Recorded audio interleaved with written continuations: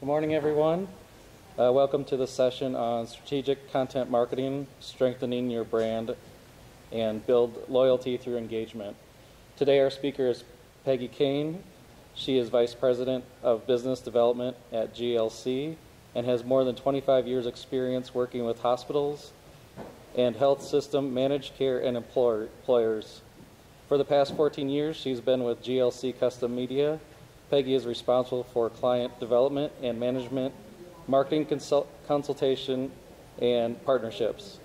Prior to that, she held positions of increasing responsibility at Aetna U.S. Healthcare, Cigna Healthcare, and Tocos Medical Corporation. Please welcome Peggy Kane. Thank you. Thank you very much. Good morning, everybody. Well, is there anybody here that was at ISHMPR last week?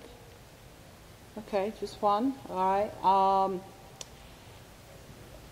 A lot of what we're talking about this morning was certainly what was talked about at ISHMPR, and I was a little panicked this morning when I first came in and heard the first keynote speaker, and I thought, uh-oh, she has my presentation. And then when I was listening to what you just listened to about Hummingbird before, I thought, oh, they have a lot of the presentation too. And what I realized between that and what we had talked about at ISHMPR is that there's really a lot to talk about strategic content marketing, and we're really not repeating one another, but I really felt that we were building on one another. You got a lot of technical information from the Hummingbird people, and I'm going to talk more about how one develops the content and makes a plan for that content. So a little bit about me. Told me that I've been doing this pretty much forever. Kind of fun things you always want to know about. I'm involved with a lot of the state societies. I sit on the board of the Chiprams Board, which is the North and South Carolina Society. And last but not least, I'm a member of the National Board of Directors of a nonprofit children's charity called Project Linus, which actually happens to just be based here in Bloomington, Illinois. We're a national organization based on Linus from Charlie Brown. And Linus always has his blanket, and we make handmade blankets for children all over the country. We've given out about 5 million blankets in about 15 years. So that keeps me busy in my spare time. So what we're going to do here this morning is we're going to define what content marketing is and what it's not and what consumers want. We're going to talk about what the components are of a good strategy, putting content together, and talk about 6 steps of how you implement and measure a content strategy within your own organization. I'll tell you a little secret here that a lot of what we've talked about, and I'm sure this has occurred to all of you over the years, is nothing new. There's a lot of new marketing words. So I was explaining to a man at ISHMPR what it is my company, GLC, did and what I did. And I talked about multi-channel platforms and content marketing and targeted audiences and all of those kinds of things. And he said, gee, in my day, they used to just call that custom publishing. I said, well, we used to call it custom marketing too, but my marketing person's next to me, and now we call it content marketing. So don't panic that it's something new that you haven't done before. It's just being done in such a way that it's leading towards engagement and loyalty in the long term versus how many people can I get into beds by the end of the week. Because the world has changed, and with it, the payment models have changed, and therefore we all have to change. So GLC has been in the content development business for about 45 years. We have a full corral of content marketing experts, writing, strategists, journalists, designers, developers. We have a lot of expertise across different verticals. We work with healthcare systems, smaller systems, big regional systems. we work with corporations, and we work with a lot of associations. And we actively manage now about 35 content marketing programs. So we know what the challenges are today in healthcare. Certainly the economics are new. That's why we have to all change our approach. Everybody's restructuring again. We thought we'd gotten over the days of mergers and acquisitions, and they're all kind of back again. And new delivery models have emerged. Doing things on an outpatient, community-based way is the way to go. A lot more focus on branding physicians' practices, owning physician practices, branding and owning virtual environments in terms of social media. Technology has gotten very disruptive, and because of that, it's transformed how we have to talk to our consumers. And of course, we have growing, graying, connected consumers, the people that we're talking to. So they've gotten very savvy, and the social web and the mobile web has really completely changed the speed and the ease at which consumers engage with one another. And it's had a really tremendous impact on our brand and how we have to engage with them. Want you to think back. I was thinking back. This goes back to 2002. And it says in 2002, 12 years ago, we spent 46 minutes a day on the internet. And in 2012, we were spending 4 hours a day. And I thought, and that's probably even a low number now, the 4 hours. It's kind of always on in the background. I wanted you to think back. I was thinking back to 1996, maybe, where I was working then. And I remember that was in the days when, this is 2005, so there were 8 million websites. 2013, there's 750 million websites.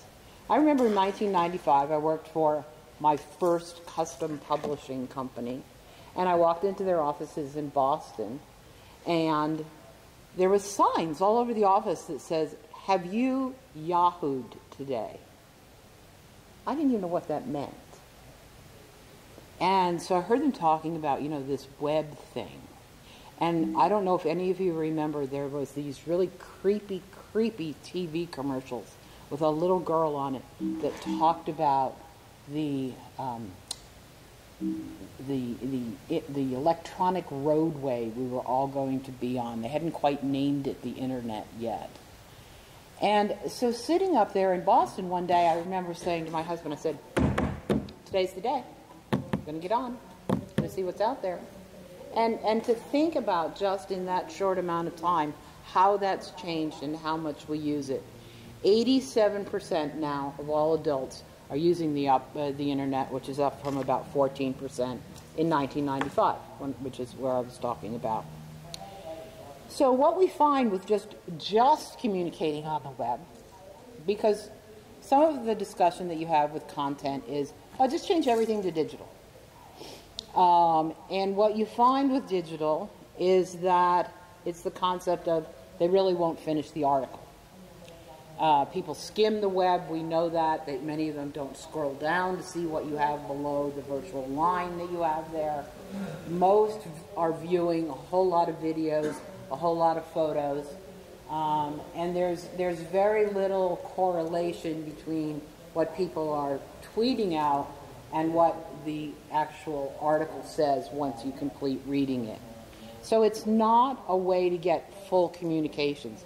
I remember as a child, my father said to me, he was a big newspaper reader of actual paper, and he said, "You need to be sure to just not read the headlines or the first paragraph, because that will not get you the whole story. You really need to become engaged with the details and the truth of it." This is how people, many of you have seen this, how people read on the web, how their eyes move, how they skim things. So with all of this going on, with everybody distracted and running around, how do we really make people happy? And we try to engage the consumer I don't know where the R went, through original content. And I don't know if the person in the back asked before, Randy mentioned it, and it is the biggest problem that people have of where do we get this? How do I create it? I barely have time to do my own job. But creating, I can't stress enough, creating original content is so important than first, as Randy said, sending someone to the Cleveland Clinic or the Mayo Clinic, or even using, I agree with you that Adam is excellent content, but even using syndicated content that's out there a lot.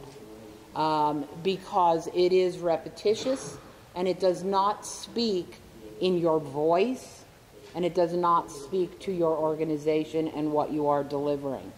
So being able to develop and find a company or a person that can help you develop original content to feed your websites, your news feeds, your e-newsletters, all of those things, the social media communities, all of those things, back and forth, it goes in a circle, lead to that engagement that you want. Therefore, getting new patient acquisition, transactions, loyalty, and above all, like anything in marketing, and we've all said this in every one of our presentations, that the metrics and the marketing of the program is very important. So, in its simplest form, content marketing is the art of communicating with your patients, your consumers, prospective patients, without selling anything. It's non-interruption marketing. It's instead of bragging about your service lines, and we got this new machine, and we have this great new doctor, it really, you want to deliver information that makes your audience more knowledgeable. You want to help them answer the tough, difficult questions that they have. From content marketing, we know that the bottom line is if you deliver consistent, ongoing, valuable information to consumers, they'll ultimately reward you with your loyalty. If you become the source, you are the local source that they come to, not Mayo. Mayo's great. Nobody will deny that. But you need to become the local source that they go to. So, why do you need to develop this constant contact? It helps develop your brand, acquire patients, generates new leads, retain customers' loyalty. It does your marketing, your publicity, helps you build trust, and it helps with your reputation management. Most of you, 90% of you, are doing some kind of content marketing, even if you don't know it. Everyone's planning on increasing the amount of it that they're doing. Many of them are, over 62% of companies are now outsourcing in some way, shape, or form their content marketing efforts. And they plan on spending more on content marketing over the next 12 months. And what you need to take a look at is when you're looking for those people to help you develop those contents, they need to be subject matter experts. They need to understand who you are and who your target audience is and what you want to, where you want to deliver this. So in developing the strategy, you've got to have a direction. Where are you going to go? It really focuses on, and people have touched on this briefly this morning, but really what you're getting at is that you really, across all your platforms, across all your channels, you need to tell interesting, relevant, consumer-concentric stories. Using a picture on your website of the new machine, the doctor standing in front of the new machine, that we just won this award. Everybody's still in the mindset of, why do I care about that? but if you can tell consumer-concentric stories of how you helped them, and the reader in some way, shape, or form can relate to that and say, I want that. I want those people to help me do that. Then you become relevant and engaged in their life. It helps you facilitate the conversation. I think they did a great job in the Hummingbird presentation talking about how good content leads Google to raise you up in the world, and if it is not selling, if it is engaging content, you will end up on those forums, and you will end up on those community conversations of people that suffer from diabetes, from obesity, from all of those diseases that people like to talk to other people about. What are you doing? You know, who are you seeing? What kind of medication are you on? And that's where you want to be able to insert yourself as a credible source of good information to help them. Good content strategy will continually improve as you come to know your audience better. It's going to help you build connections as we move more and more towards how are we going to manage population health. You now are finding the need to reach out to community partners that you never reached out to before. But that's the only way that you're going to be able to reach all of those people before they show up at your door. And make sure that your strategy is measurable. So in developing a strategy, you're really just planning. You're planning for the creation, delivery, and the governance of useful, usable content. And it goes in a circle and goes round and round. You research what you need, you plan what you're going to deliver, design the plan in terms of across all the channels, all your branding that you want to use, build it across the platforms, you optimize it, you test it. Everything that we deliver out, we test first before it goes live to the client or online. You launch, continue to promote it, you analyze it, how did it do, what kind of results did you get, and start again on what you've learned from that. So what we know is that meaningful and not mechanical and scalable and continuously optimized content, that's really what wins the hearts and minds and the wallets of people that search on the web for information. There goes what you talked about just earlier. People will notice if you take your content and you put it in 6 different places and it's all the same. That's not added value to them. Each channel needs to have its own voice and its own purpose as to how you're going to deliver that. So, how do you do this? It's a very innovative concept within many organizations, because we are all faced with CEOs that walk down the hall and physicians that walk down the hall and say, you know, Dr. So-and-so's face is on the billboard, and, you know, we're low in cardiac, what can you do for me? I called a client the other day, we had a very nice conversation. I closed the conversation by saying, anything else you need? Anything else I can help you with today?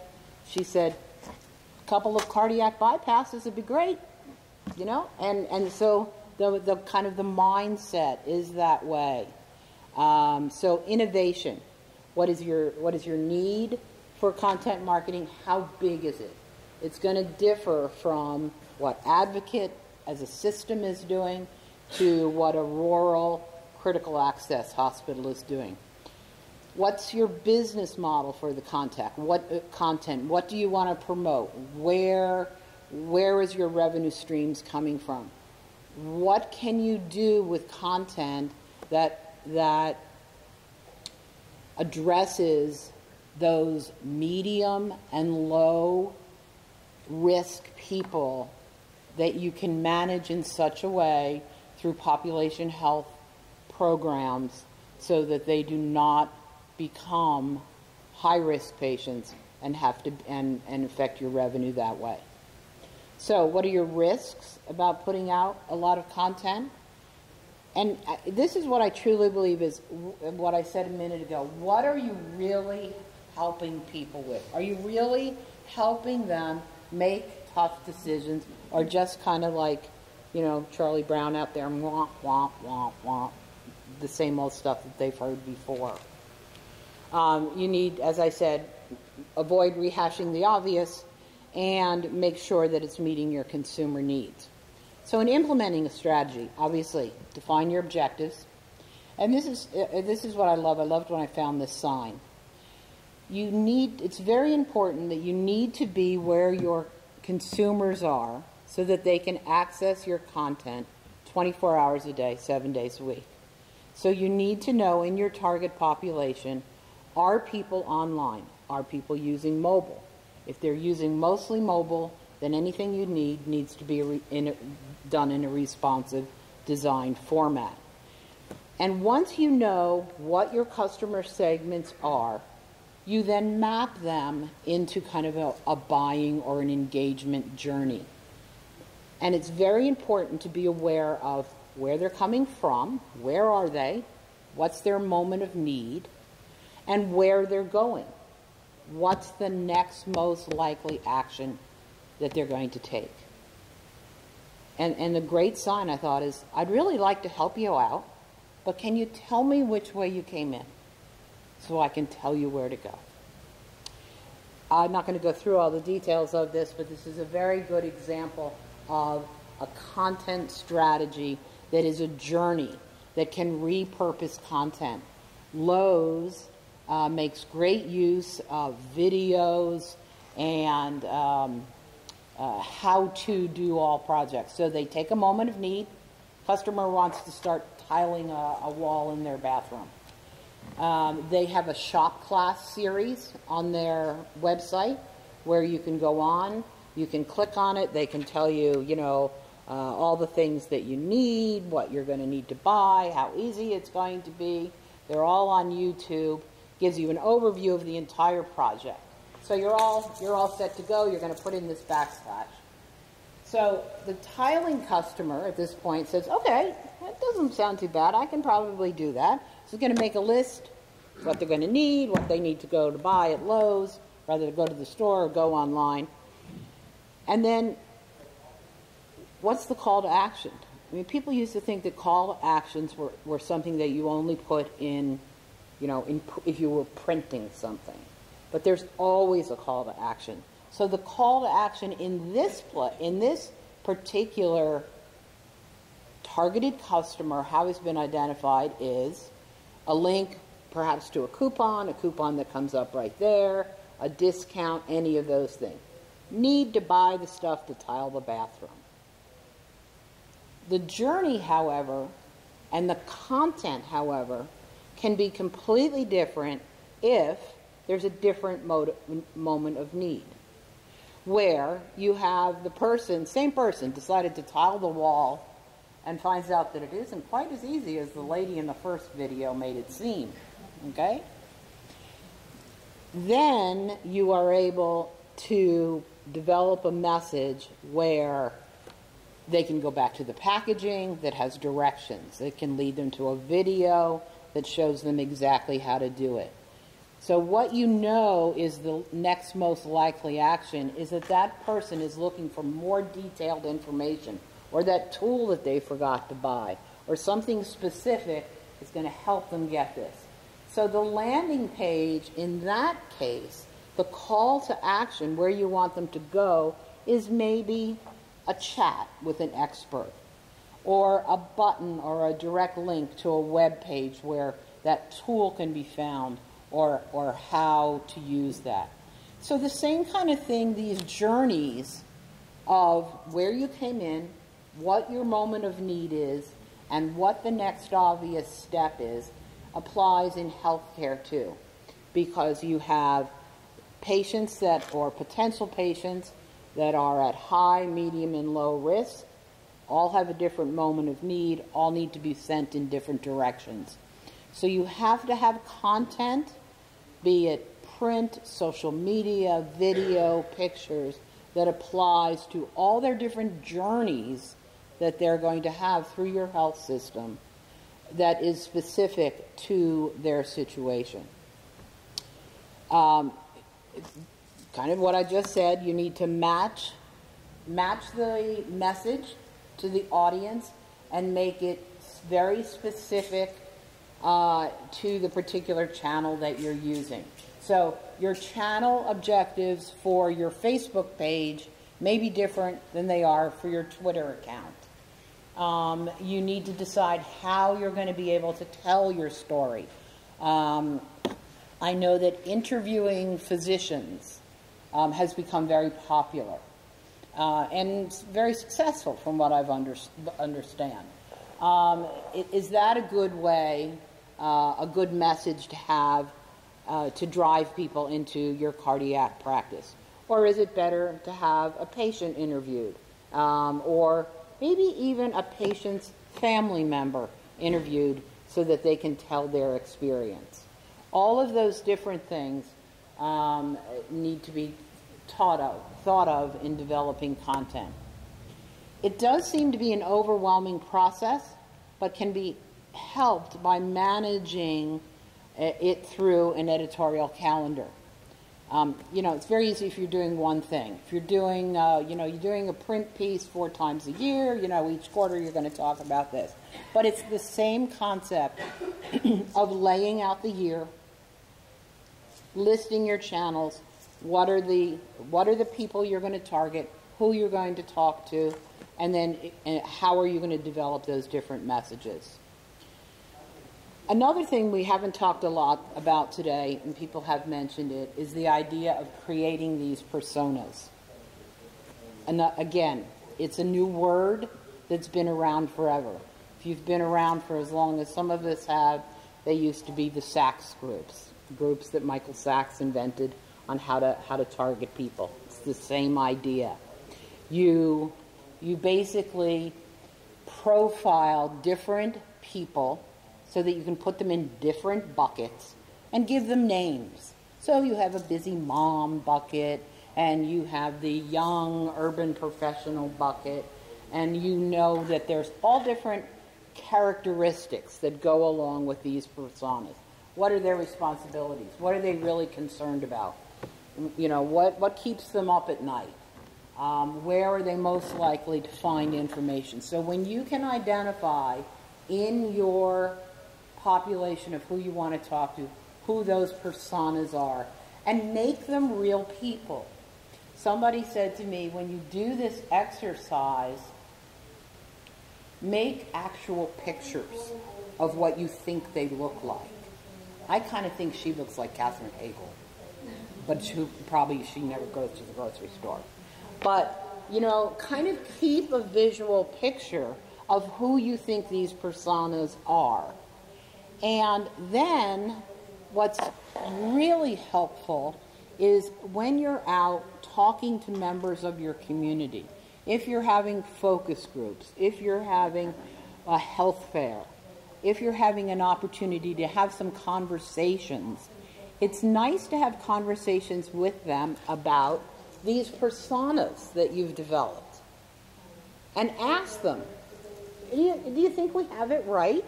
If you are a busy mom, have we characterized you correct? Have we missed anything? Is there anything that we should add? So that's a very important part of the process. The workflow, it's crazy. The jobs that you guys have to do, everybody thinks everybody's, you think, oh, it's great, she gets to go make speeches, and, how hard can that be?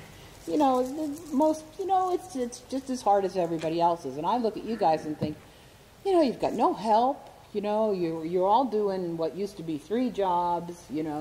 Sometimes you're one man or woman bands trying to run a marketing department with a lot of pressures on you and a lot of new pressures.